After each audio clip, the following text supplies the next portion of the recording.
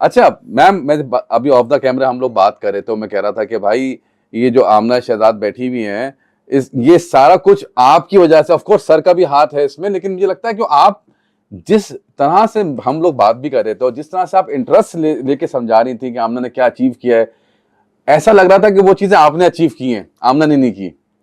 तो इतनी एनर्जी, इतना प्यार, इतना जुनून कैसे आप में कैसे आया, इसकी तरफ से मैं बाद में आऊंगा, आप में कैसे आया?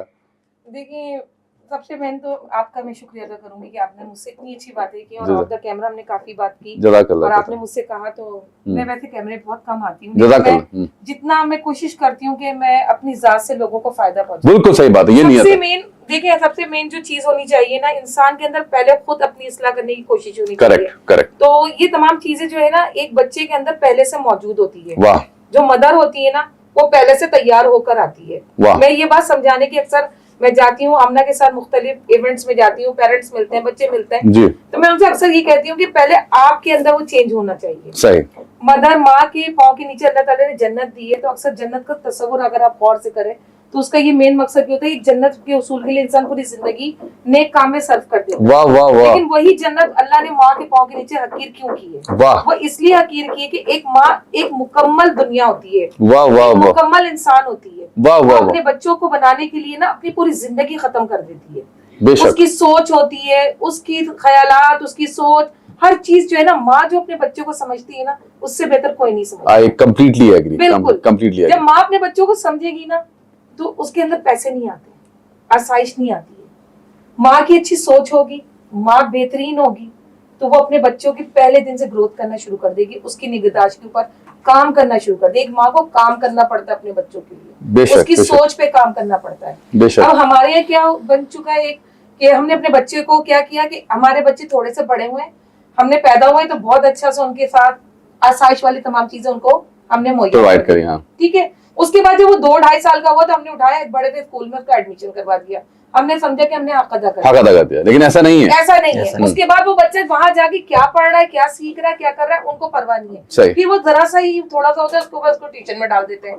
यानी जो माँ के साथ बच्चे की अटैचमेंट होती है ना, जो घंटे माँ अपने बच्चों के साथ गुजारती, वो बच्चा स्टार्ट से ही दूसरों के हवाले कम से कम होते रहता है, कम से कम होता रहता है। उसके बाद वो बच्चा इतना थक चुका होता है कि रात में जब वो सोता है तो अपनी दिल की बात वो माँ से कर ही नहीं पाता, और ना उससे माँ कर। इसका हल क्या है मैडम? इसका हल क्या है? देखिए, उसका हल ये है कि सबसे मेन माँ को अपने बच्चे के साथ उसकी एक एक चीज को देखना पड़ता है। टीचर भी बनना पड़ेगा, बिल्कुल उसकी टीचर माँ को बनना पड़ता है। हाँ। तो मैं जो थी ना, मैं अक्सर अपने हस्बैंड से ये बात जरूर कहती हूँ कि लोग शादियां करते हैं ना, तो आजकल शो ऑफ बहुत है शादियां।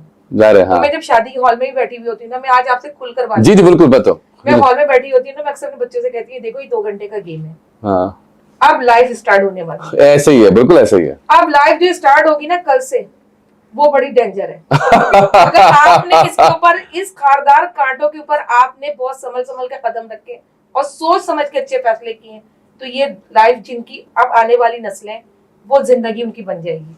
और अगर यहीं पर स्टार्ट से ही खराब हो गया, तो दोनों के दरमियान में, मियां बीवी के दरमियान में मामला खराब हो जाएंगे और उसका रिजल्ट जो होगा वो बच्चों के ऊपर आएगा। हाँ, ज़ाहिर है वो इम्पैक्ट पड़ता है। सर से कुछ बात कर, सर आप भी कुछ बताएं अपने बारे में कि आमना कैसे लगता है कि बीइंग अ फादर, क्योंकि मैम तो मुझे पता है कि मैम का बहुत हाथ है आमना की परवरिश में और यहाँ तक आने में।